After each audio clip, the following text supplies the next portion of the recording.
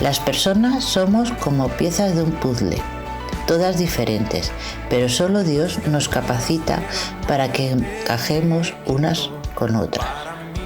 Romanos 12:5. Nosotros somos las diversas partes de un solo cuerpo y nos pertenecemos unos a otros. Siendo esclavo del pecado me libró, en la cruz compró mi redención y libertad. Las cosas empiezan a encajar con perfección cuando dejamos que Dios actúe en nuestra vida.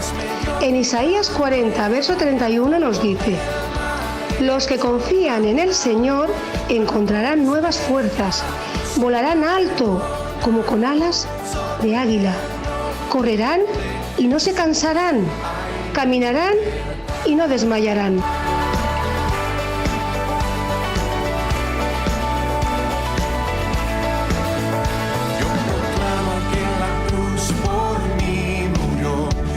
Cambió mi duro corazón por libertad,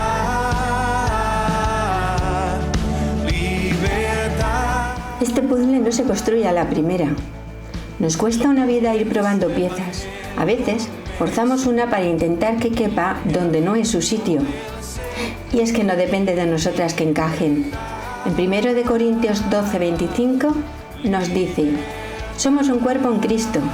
Y esto hace que haya armonía entre los miembros, a fin de que los miembros se preocupen los unos por los otros. Amén.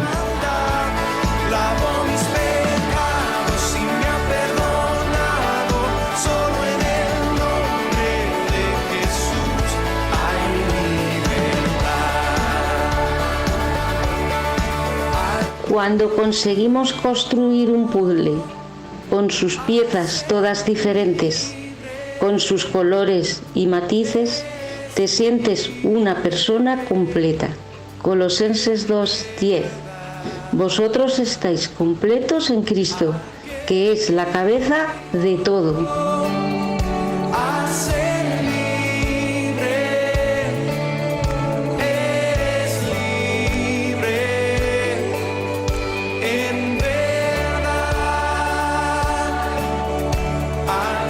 Hay piezas que están muy pegaditas a ti y que te sostienen en tu día a día. Salmo 94:18 dice: cuando yo decía mi pie resbala, tu misericordia, oh Señor, me sustentaba.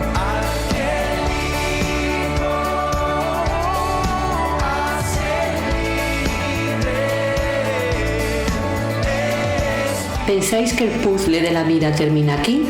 No. Nuestro puzzle sigue en construcción. Y es que todas y cada una de las personas que forman tu puzzle de vida son importantes. Todas aportan algo a tu esencia y a tu personalidad. En Salmo 55, 13, 14 dice: en cambio eres tú mi par, mi compañera, mi amiga íntima. ¿Cuánto compañerismo disfrutamos cuando caminamos juntas hacia la casa de Dios? ¿Eres tú una de mis piezas favoritas del rompecabezas de mi vida? Eres única. No hay otra igual que tú. Eres parte de mi creación. Te hice completa en Cristo Jesús. He ido al fin del mundo por ti. Te llevaré conmigo si me lo pidieras. Acompáñame. Yo pintaré tus sueños. Bajaría a la luna y te la entregaría. Tú solo pídeme. Lo que quieras, te lo concederé.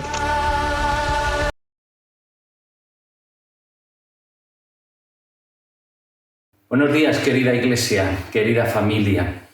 Quizás algunos estéis todavía desayunando, otros en pijama, sí, como María, como Barry y como David. Otros como Manolo, que se han ido tempranito a dar de comer a sus perros, o Rafa, que a las 7 de la mañana ya estaba en su huerto para ver cómo están sus naranjas. O aquellos que os habéis ido a primera hora a hacer footing, a correr. Aunque ahora que lo pienso, eso en esta iglesia no pasa. Bueno, da lo mismo en la fase que estés. Desde aquí os envío un abrazo virtual para todos vosotros y vosotras. Y para los más pequeños de la casa, para Enzo, Darío, Abraham, Luna, Carla, Mar, Amanda, Sinayán, Aarón, José David, que seguro que se me olvida alguno. Para todos vosotros os traigo esta sonrisa. Mirad, ¿lo veis? Para todos vosotros.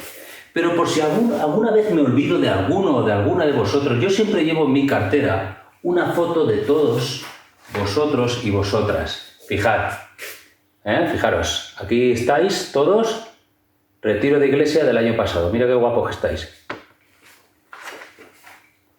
Desde el comienzo de la pandemia, en todo el planeta, nos llegan mensajes a través de los gobiernos, de las redes sociales y otros muchos medios. Mensajes como estos. Pararemos al virus, resistiremos y lo venceremos y lo haremos unidos. Debemos actuar unidos y con resolución. Unidos resistiremos los golpes de la pandemia y jamás nos rendiremos y venceremos. No lo vamos a conseguir si no estamos todos unidos. Durante estos meses me preguntaba, y os pregunto, ¿es que por fin el ser humano ha aprendido lo que verdaderamente significa la unidad de los pueblos, razas y naciones? ¿Estos mensajes de unidad permanecerán aun cuando todo esto pase? ¿O será un espejismo de algo que podría ser, pero no será? No sé si el ser humano ha aprendido. Lo que sí que sé es que tenemos un enemigo mayor que el COVID-19, que ya desde el principio de los tiempos y a lo largo de la historia de la humanidad está trabajando y seguirá haciéndolo, en primer lugar, en dividir, en levantar barreras que nos aíslan de los demás, barreras raciales, barreras económicas, barreras sociales. Y en segundo lugar, seguirá tratando de que vivamos en una sociedad caracterizada por el individualismo, en el que el hombre y la mujer desarrolle una alergia crónica contra todo tipo de compromiso y repela todo aquello que pueda limitar sus derechos o interferir en sus planes. Los demás importan únicamente en la medida en que puedo sacar interés, provecho, me benefician o me gratifiquen. Una mentalidad que lamentablemente no ha dejado de tener impacto en las filas del cristianismo, influenciando incluso, aunque no seamos conscientes de ello, en nuestra forma de entender la fe, la relación con el Señor y con los demás. Somos hijos de nuestra sociedad y al igual que con el virus, no somos inmunes a su influencia. Dentro de esta realidad se encuentra la unidad de la Iglesia. No sé si recordaréis, pero antes de recluirnos en casa, estábamos inmersos en una serie que tenía como título Reunir todas las cosas en Cristo, de la epístola del apóstol Pablo a los Efesios. Hoy vamos a dar un pasito más en la serie y el resto lo continuaremos cuando podamos. Vamos a leer los primeros 6 versículos del capítulo 4 de Efesios 4, del 1 al 6, que dice: Yo pues, preso en el Señor, os ruego que andéis como es digno de la vocación con que fuisteis llamados, con toda humildad y mansedumbre, soportándoos con paciencia los unos a los otros en amor, solícitos en guardar la unidad del Espíritu en el vínculo de la paz. Un cuerpo y un espíritu, como fuisteis también llamados en una misma esperanza de vuestra vocación. Un Señor, una fe, un bautismo, un Dios y Padre de todos, el cual es sobre todos y por todos y en todos. Desde el principio de los tiempos, y a pesar de las múltiples desviaciones e intentos llevados a cabo por el hombre y las fuerzas del mal para detenerlo, Dios ha tenido un propósito, el de unir, reconciliar y armonizar en Cristo todo lo que el pecado destruyó y separó, borrando las fuertes barreras sociales y religiosas que dividían con anterioridad a la humanidad. Ahora en Cristo somos uno. A los cristianos de Éfeso les tocó vivir en una ciudad influenciada por el templo de la diosa Diana, como sabéis, donde personas de todo el mundo venían a rendirle culto, un centro de idolatría, ocultismo e inmoralidad sin límite. Amuletos, hechizos, invocaciones se utilizaban para ahuyentar a los espíritus demoníacos. Y muchas de las personas que antes realizaban estas prácticas mágicas se unieron a la iglesia cristiana. Seguramente sabían lo inapropiado de continuar con estas prácticas, pero el poder de estos medios tradicionales para tratar los problemas, las enfermedades y los asuntos de la vida diaria les seguían resultando irresistibles. Yo pregunto, ¿cómo se podía mantener la unidad de la Iglesia en un clima como este? ¿Y cómo puede la Iglesia actual, con sus miles de denominaciones y tradiciones, mostrar realmente el tipo de unidad a la que Pablo nos llama? Si recordáis lo que vimos en la serie, Pablo ha estado considerando de manera doctrinal y extraordinaria, en los 3 primeros capítulos de esta carta, lo que Dios ha hecho desde el principio de los tiempos. Pero a partir del capítulo 4, la idea de Pablo es aterrizar. O sea, basado en lo que Dios ya ha hecho en Cristo, lo que a mí me toca hacer. Nada se exhorta con mayor énfasis en las Escrituras que andar como corresponde a los llamados del reino de Dios.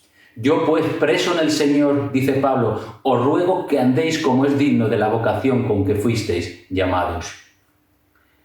A la luz de lo que sois en Cristo, y de todos los privilegios y recursos que Dios os ha otorgado por gracia, ahora os ruego, os pido, os suplico, os insisto, os exhorto a que viváis coherentemente de acuerdo con vuestra nueva ciudadanía y dejéis de ajustaros a las tendencias de la cultura del momento.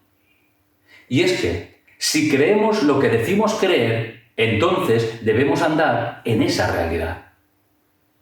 Andar tiene que ver con un estilo de vida, un compromiso con Dios, es dar un paso tras otro en conducta, comportamiento y manera de vivir.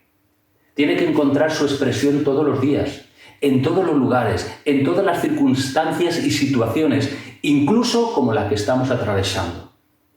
No como algo que nosotros elegimos según nuestros gustos, preferencias o inclinaciones, sino que tiene que ver con nuestra respuesta al llamado de Dios y de acuerdo con su voluntad, su plan y propósito eterno. El ejemplo de la vida de Pablo decía lo siguiente: tengo la firme convicción de que mi condición y mis circunstancias presentes, sean de libertad o de prisión, de tranquilidad o de sufrimiento, de abundancia o de pobreza, de vida o de muerte, no se deben a la casualidad o al error, son el resultado de mi fidelidad, servicio y obediencia al Señor. Tengo la seguridad que por encima de cualquier tipo de situación, por más difícil que ésta sea, está la soberanía de Dios. Lo que revela la verdadera dimensión de la Iglesia no son las estructuras, las actividades, las doctrinas ni los credos. Es sin duda la unidad. Uno de los elementos más cruciales para la salud de la Iglesia y para el desempeño de su misión en la sociedad. Esta unidad no consiste en un deseo superficial bajo el lema «tus amigos son mis amigos y mis amigos son los tuyos» y cuando más nos ajuntemos, tanto más felices seremos. La unidad de la Iglesia es un don de Dios que Cristo compró para su pueblo a precio de sangre. Somos uno en Cristo, estamos unidos por un vínculo espiritual sumamente poderoso y llamados a preservar esta unidad en la práctica. ¿Cómo? Dice el versículo 2, con toda humildad y mansedumbre, soportándoos con paciencia los unos a los otros en amor. La humildad, la mansedumbre y el amor son sin dudas características que destacaron en el Calvario y que cumplen la función de mantener la unidad de la Iglesia. Solo alguien que ha nacido de nuevo y que tiene el Espíritu Santo puede verdaderamente manifestarlas. No se van a dar automáticamente, sino que se necesita nuestra respuesta activa, poner manos a la obra y hacer decisiones firmes. Lo opuesto a la humildad es el orgullo y la arrogancia. Lo opuesto a la mansedumbre es la rebeldía.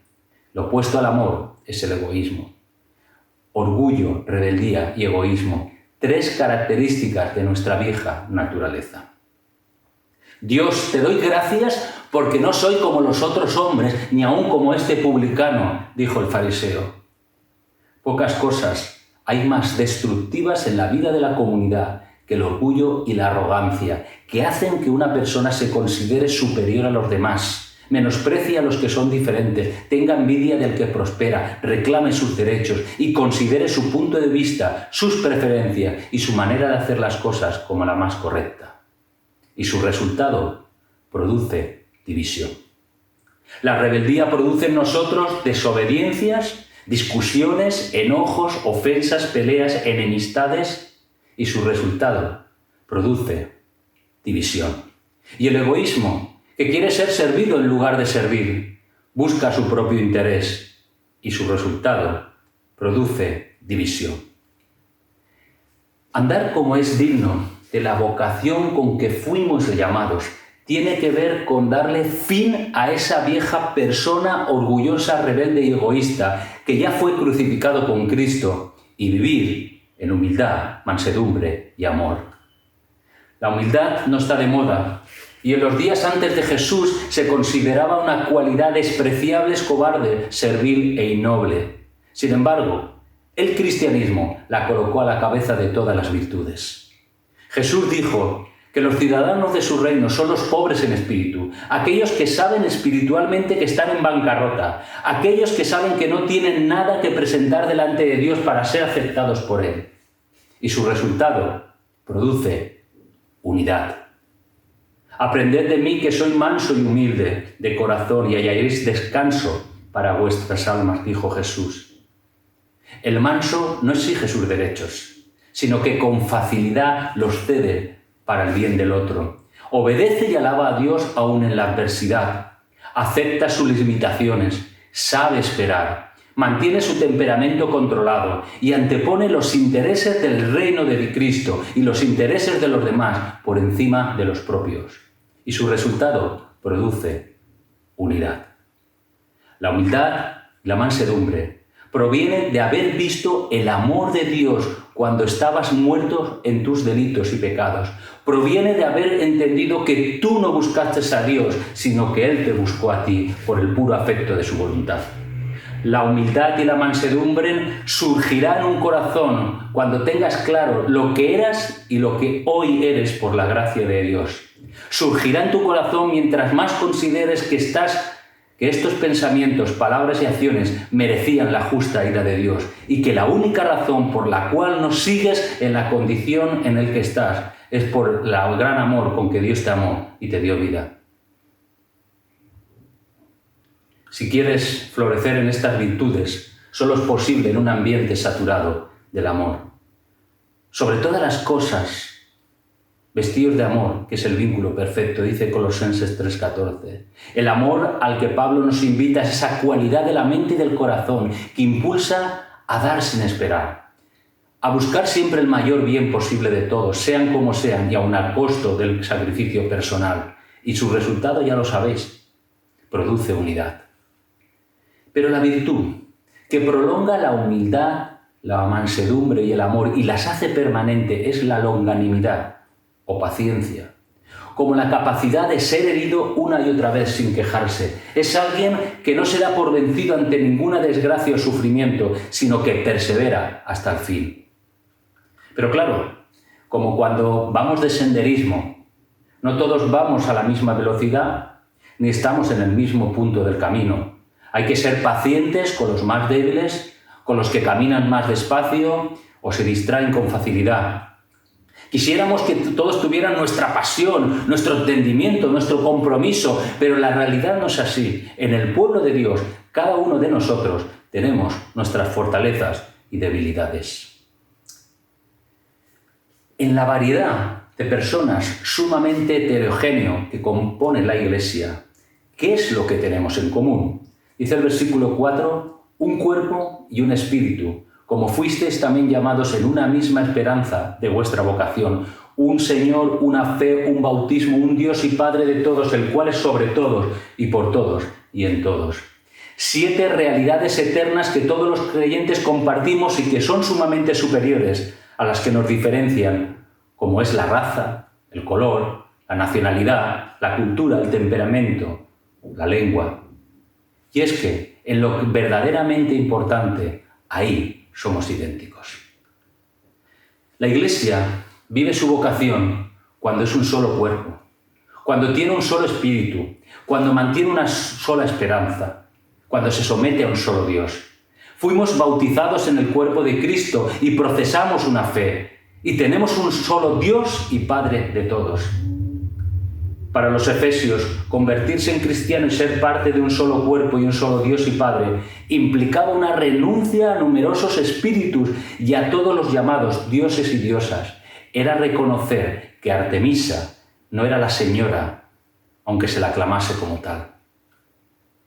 Puede que nos separemos pecaminosamente de un hermano, pero nunca podremos quebrantar la realidad de nuestra unión con Cristo. Somos uno y seguiremos siendo uno por los siglos de los siglos. Una de las principales peticiones de Jesús en la oración que pronunció al Padre después del discurso del aposento alto, la noche antes de su muerte, Juan 17, no fue su liberación, su seguridad o bienestar personal, no fue justicia y castigo para los malvados. El anhelo más grande en la mente y el corazón del Señor era la unidad de los suyos. Padre Santo, a los que me has dado, guárdalos en tu nombre para que sean uno, así como nosotros. Pero claro, Satanás sabe cuán saludable llegará a ser una iglesia unida en un mismo espíritu y cuán poderoso será el testimonio de esa iglesia y del Evangelio ante la sociedad. Por eso, tratará con todas sus fuerzas de destruir la unidad entre nosotros. Tratará por todos los medios posibles de poner una bomba en medio de nuestra unidad. La unidad entre nosotros es retada y amenazada. En esta iglesia decimos, es la visión de la Iglesia de la Malvarrosa, ser una comunidad acorde con el carácter, enseñanza y modelo de vida de Jesús. Y es que solo cuando una iglesia es el modelo del amor de Cristo, ésta puede experimentar la unidad de la que Pablo nos ha estado hablando. Es en la unidad de la iglesia donde serás equipado con la verdad. Es en la unidad donde nuestra vida espiritual se nutre y recibe de Dios la provisión para mañana.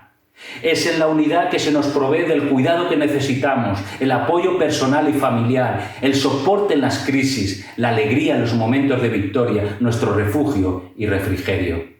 Es en la unidad que mejor aprendemos a amar a Jesús, amar a los demás y entender la misión de Dios y su plan para tu vida y para mi vida.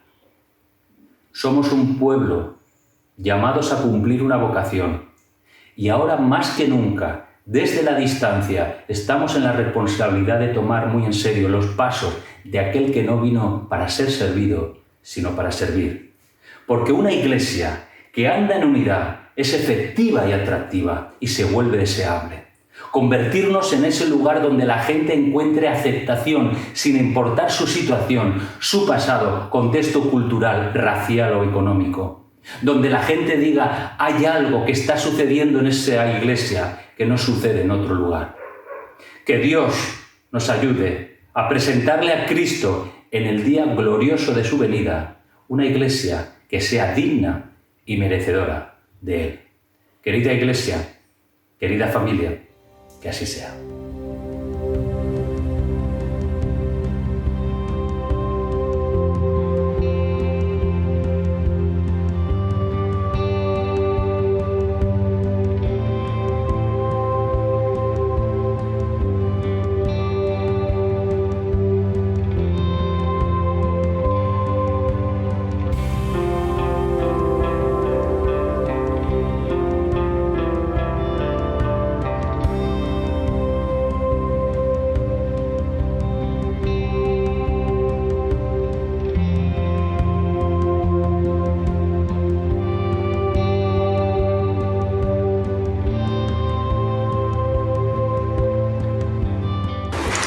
Isaías capítulo 12, a partir del versículo 2, dice: He aquí, Dios es mi Salvador, confiaré y no temeré, porque mi fortaleza y mi canción es el Señor Dios. Él ha sido mi salvación, con gozo sacarás agua de los manantiales de la salvación. Y aquel día dirás: Dad gracias al Señor, invocad su nombre, haced conocer entre los pueblos sus obras, haced recordar que su nombre es enaltecido, cantad alabanzas al Señor, porque ha hecho cosas maravillosas. Sea conocido esto por toda la tierra. Clama y grita de júbilo, habitante de Sión, porque grande es en medio de ti el Santo de Israel. Señor, te damos infinitas gracias porque siempre nos acompañas, siempre nos cuidas, porque a pesar de cada una de las pruebas que vivimos, siempre estás a nuestro lado. Señor Jesús, gracias Padre Celestial por nuestras vidas, por la salud, por las provisiones, por tus cuidados que son infinitas todos los días. Dios les bendiga, familia, iglesia, les amamos y extrañamos. Hola familia, quería dar las gracias a Dios por cuidar de mí, cuidar de mi familia y cuidar de vosotros. Espero que estéis todos bien y que Dios os bendiga mucho. Yo quiero dar las gracias porque el amor de Dios es infinito y tenemos el gozo de la salvación que está siempre en nosotros y nos da el consuelo en el momento difícil. Un abrazo a todos, familia. Hasta luego. Le doy gracias al Señor porque nos está cuidando y nos ha ayudado mucho últimamente con la salud y con otros problemas. Le pido a Dios que no nos deje de su mano y que ponga bien a mi hija, que está en un periodo de convalecencia. Muchas gracias, que nos cuide a todos. Doy gracias al Señor porque lo he conocido, porque desde el vientre de mi madre el Señor me ha guardado y me ha cuidado. Y me he dado cuenta que Él me ha guardado desde el principio, lo he conocido y le doy gracias porque me ha dado el perdón de pecados y la vida eterna. Yo quiero darle gracias al Señor porque a pesar de la circunstancia que estamos viviendo ahora mismo, Él me ha regalado el poder disfrutar de mi familia todos juntos y para mí eso es un regalo. Yo quiero dar gracias al Señor por todo lo que tengo, todo lo que soy, todo lo que me ha dado, incluido todos vosotros, toda la Iglesia. Quiero dar gracias porque su misericordia es infinita y su fidelidad es nueva cada mañana. Doy muchas gracias al Señor por su infinito amor y por el cuidado que tiene de todos nosotros en medio de este caos. Y doy gracias por todos y cada uno de mis hermanos y hermanas de la Iglesia Malvarrosa. Que el Señor os bendiga.